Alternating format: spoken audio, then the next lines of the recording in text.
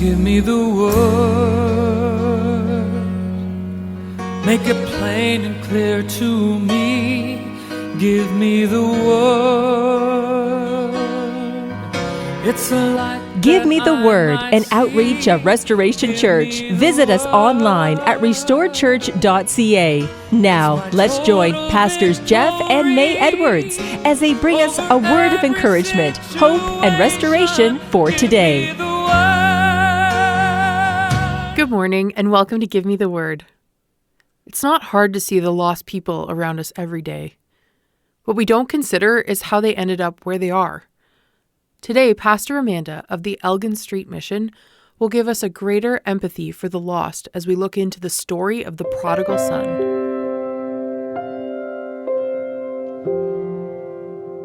You know, I've heard it said a few times that this last year has been a bit of an Ironman triathlon that you didn't even know you entered.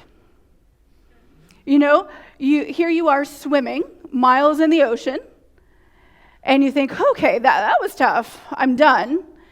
But no, you got to get out and ride a bike for however many miles, and you think, whew, I'm finally done. And then you got to run for miles and miles and miles. And the Ironman triathlon is the elite of the elite athletes. Those are the ones that choose to do that. You know, the pandemic was a lot longer than we thought it was going to be. And for the most part, I think we're kind of through it. But there's some parts of our world that are never going to be the same. They're just not. You know, I'm sure many of you did this too. You know, I'm just waiting for it to get back to normal. Right? What's normal? The world has changed. And it's time that we kind of look at the new reality. And this is what we have. My Ironman triathlon started in mid-2019. It's the one I didn't know I signed up for. And most people that do triathlons train for them, right? Well, I was kind of unprepared. 2019, I got a call early on a Tuesday morning that my friend, my mentor, my longtime boss of 12 years, Pastor Jeremy Mahood, had passed away peacefully in his sleep. This, of course, sent the church he pastored for over 40 years into a bit of a tailspin.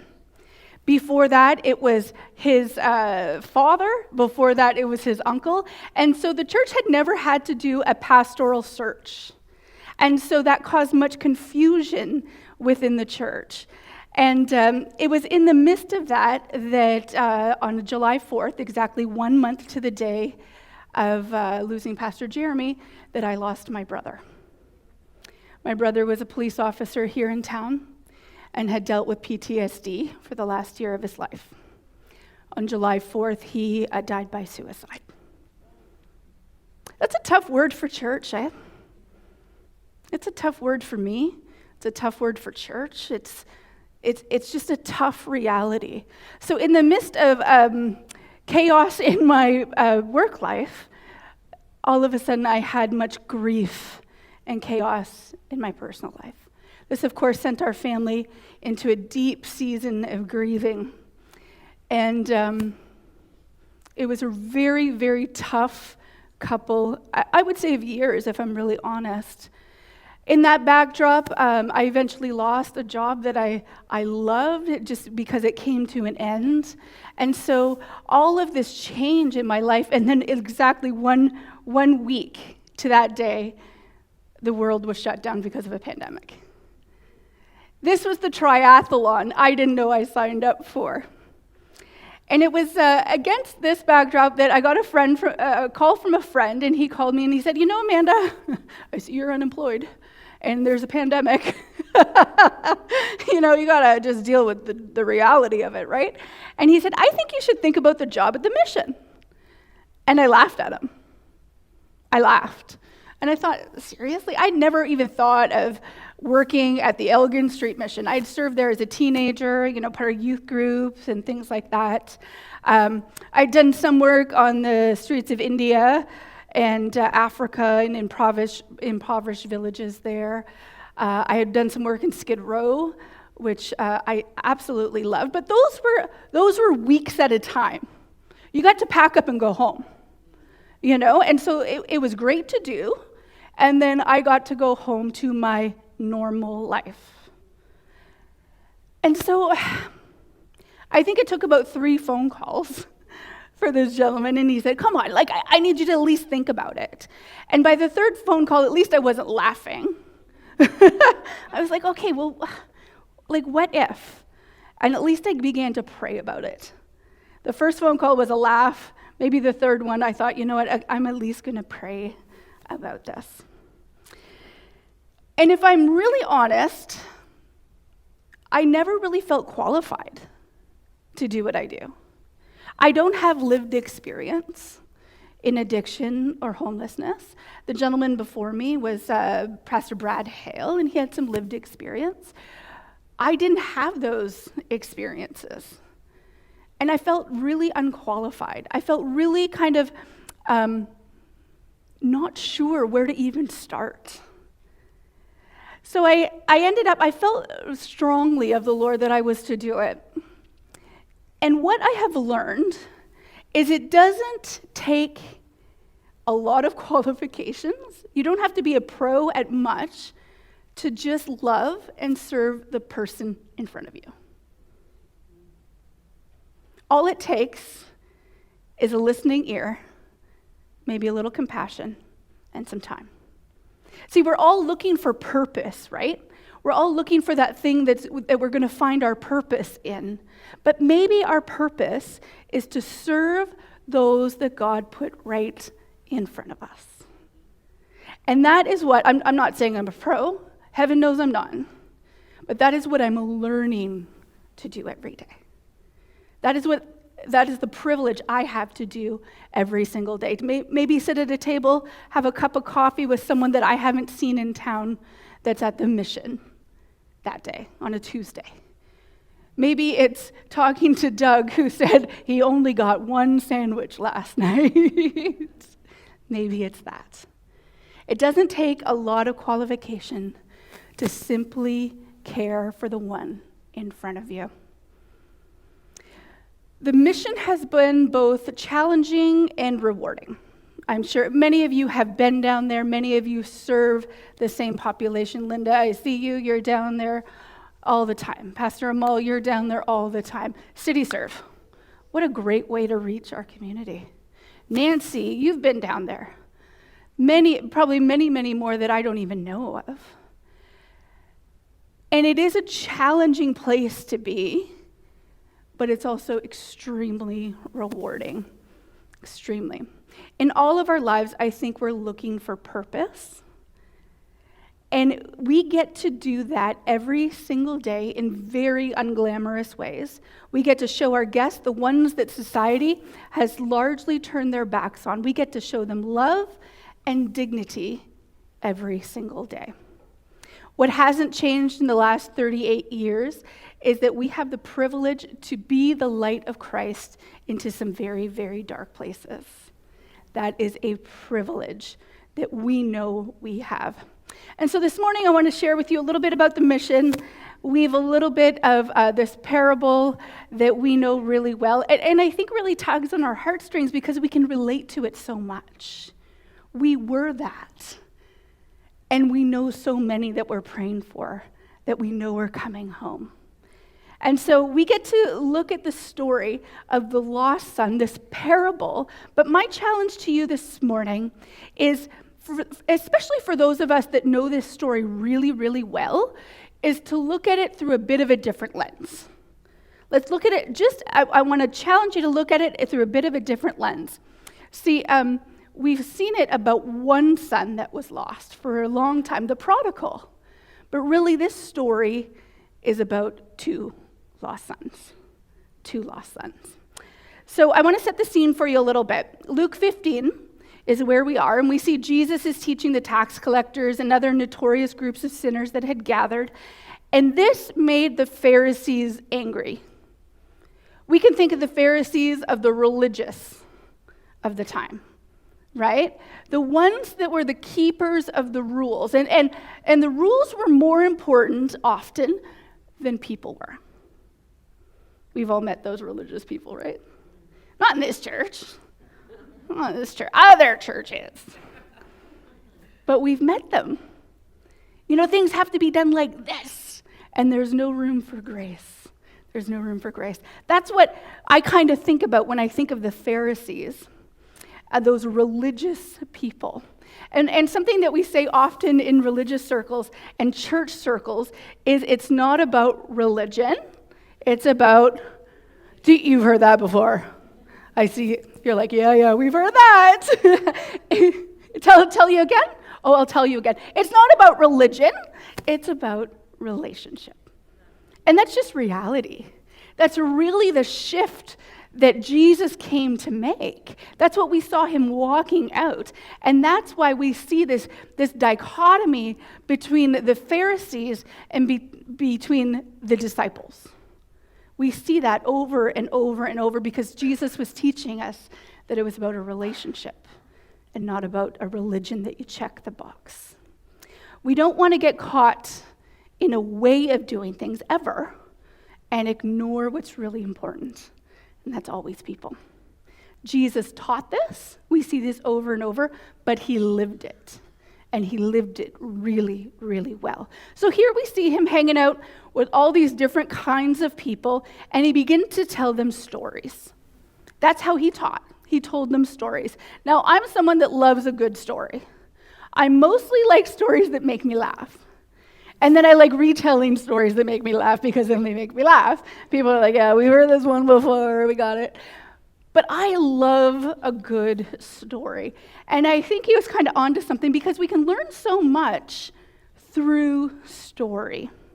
So in Luke 15, he starts with the story of a lost sheep, that the shepherd would go out and find the one that was lost. Next, he tells the story of a lost coin, of a woman who had lost a coin and searches until she finally finds it. And what's happening is Jesus is teaching life principles through story.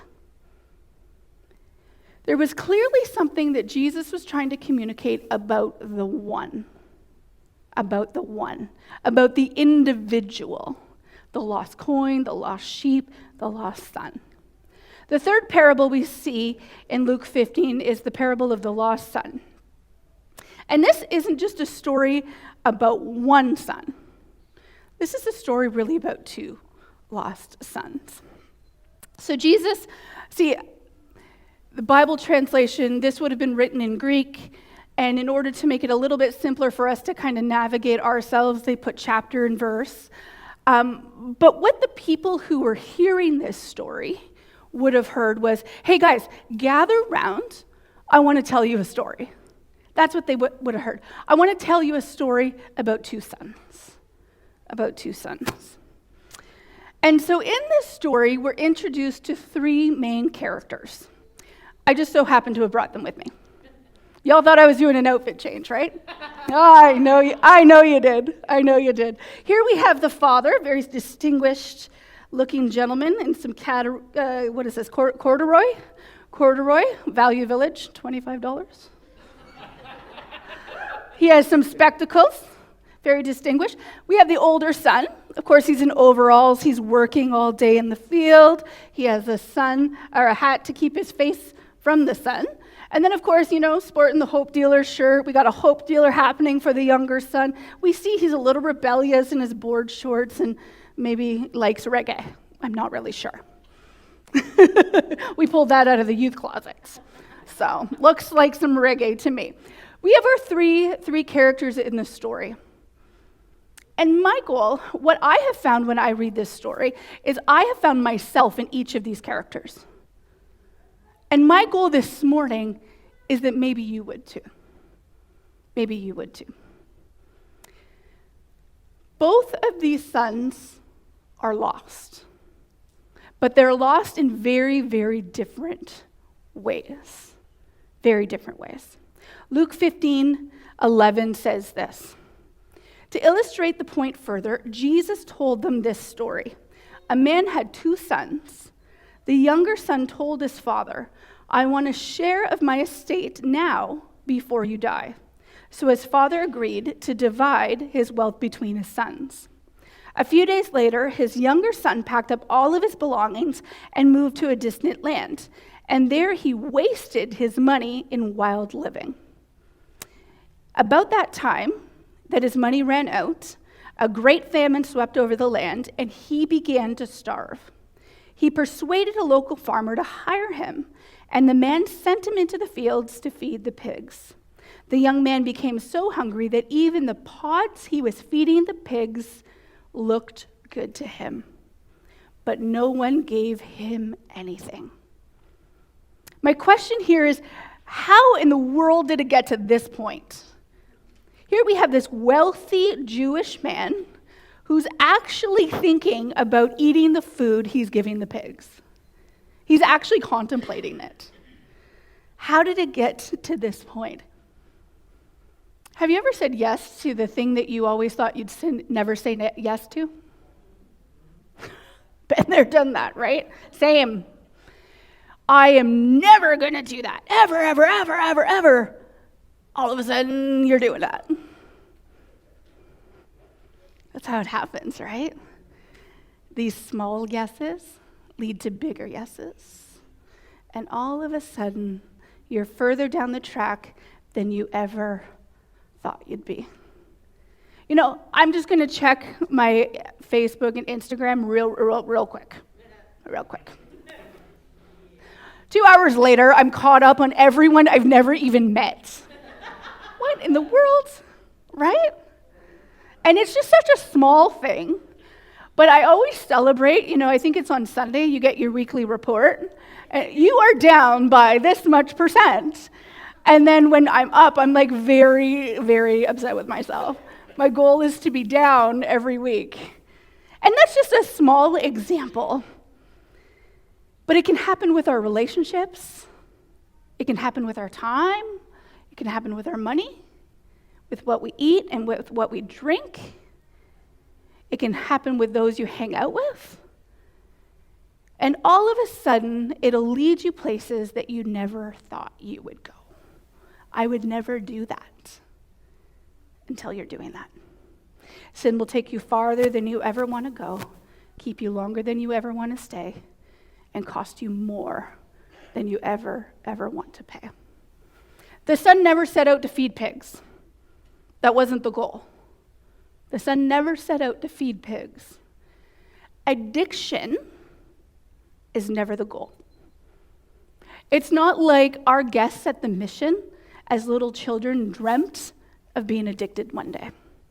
It wasn't the dream that they had for themselves, and it certainly wasn't the dream that their parents had for them. Addiction is never the goal.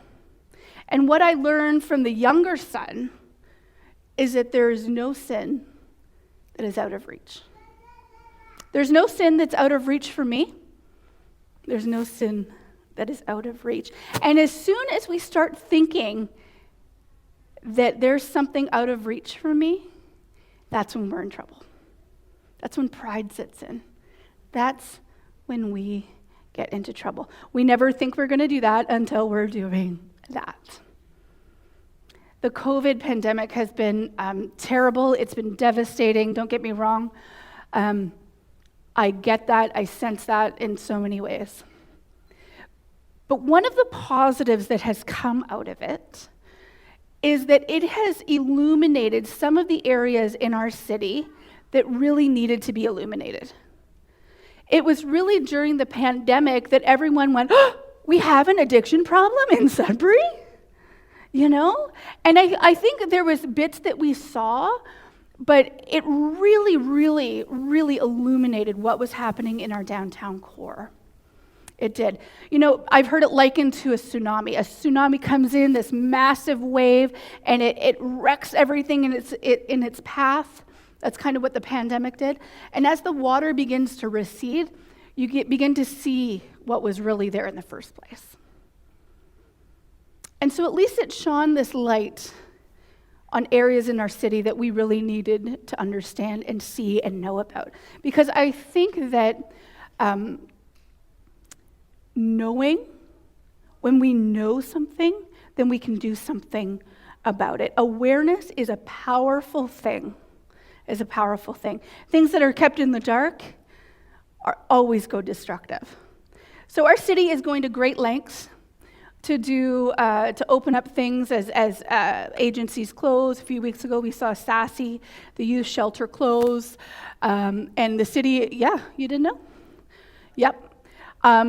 But they've been really good. They've been opening up different places. The Samaritan Center that we are housed in, they've opened up some youth shelter beds. There's another one on Notre Dame. And so the city's trying hard to accommodate what's happening. And their goal, as a city, the city of Sudbury, their goal is to eradicate homelessness by 2030. It's a lofty goal. Look around, it's a lofty goal, right? And I applaud efforts, and I'm good with stepping stones and things like that. But the reality is, this is a spiritual problem. That's what we're dealing with. It is a spiritual problem. I'm all for the steps out of addiction. I'm all for the steps, the wraparound services, the things that the city's providing to help. But we know that there's a bigger issue. There's a heart issue. I was having lunch with the founder of the mission just this week, Gary Newberry. I know some of you know him. And he said to me, he made a bold statement, and he's a newfie, so he likes bold statements, right? Gotta love that. And he said, I can solve all the problems downtown. And I said, oh, really? Well, I'm all ears. He said, Jesus, right? And it's like, yeah, yes, I'm with you, Gary, absolutely. And really, when you look at it, that's what we're talking about. That's why we're hope dealers, because we're being the hope and the light of Christ into dark places. That's why we're there. That's why we do this. In a very complex time in history, even like a postmodern context, where faith is not always seen as a positive thing, the Elgin Street Mission remains unapologetically Christian. Unapologetically. We have had pushback. And yet, I truly believe that only God, has given us favor in our community. And I am thankful to him for that. It is not any wise planning. It is nothing like that, but simply favor from the Lord. And so we get to continue to bring the light of Christ into our community. So let's get back to our lost son over here. Addiction is never the goal. He didn't set out to feed pigs. He didn't set out to be addicted. That's never, ever the goal. He took his entire inheritance and spent it on wild living. We don't know exactly what that means. Really, we don't. But we can use our imagination and figure it out. He longed for what the pigs were eating, and we never really know if he ended up eating it or not. The story just doesn't tell us that. It's just one of those weird things, and I'm like, I wonder if he did. Luke 15:17 says this. When he finally came to his senses, he said to himself, at home even the hired servants have enough food to spare, and here I am dying of hunger. I will go home to my father and say, Father, I have sinned against both heaven and you. And I love that. Heaven and you. There was something in him that he knew he wasn't only sinning against his father, but rather he was also sinning against God. There was something in him that just knew that instinctively. I have sinned against both heaven and against you, and I am no longer worthy of being called your son. Take me on as your hired servant. And he got up and went to his father. While there's no sin that is out of reach for me, home is never out of reach either. Home is never out of reach. Let's talk a little bit about the Father. The Father. Luke 15:20 says this, "So he returned home to the father, and while he was still a long way off, his father saw him coming.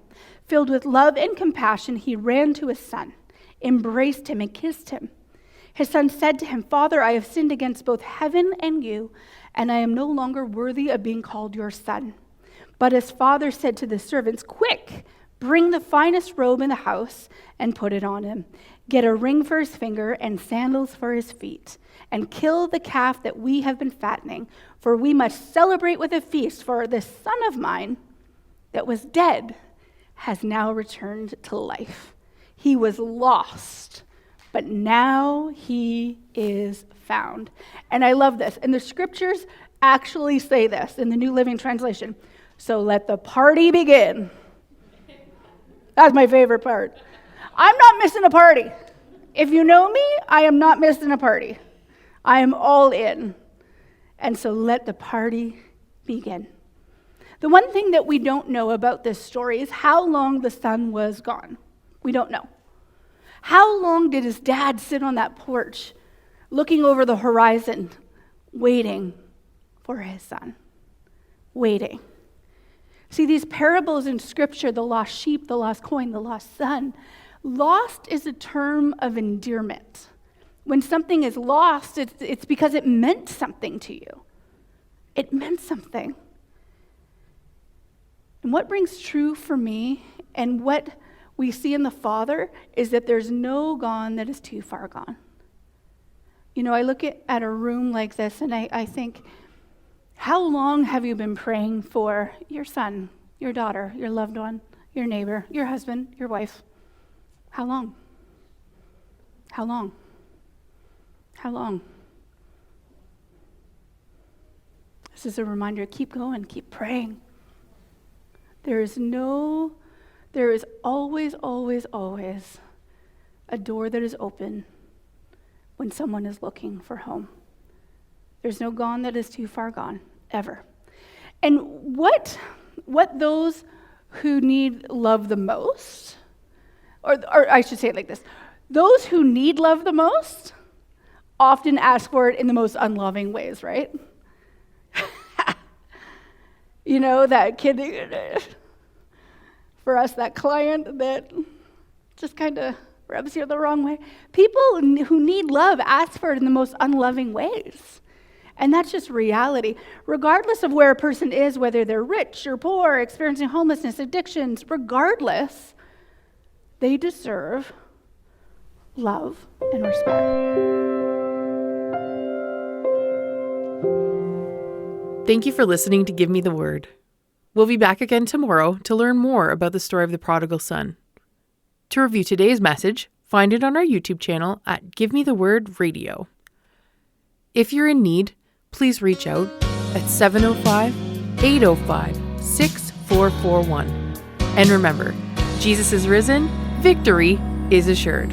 Give me the word. Thank you for tuning in to Give Me the Word. For more faith-building messages and resources, visit us online at restoredchurch.ca. Remember, Jesus is risen. Victory is assured.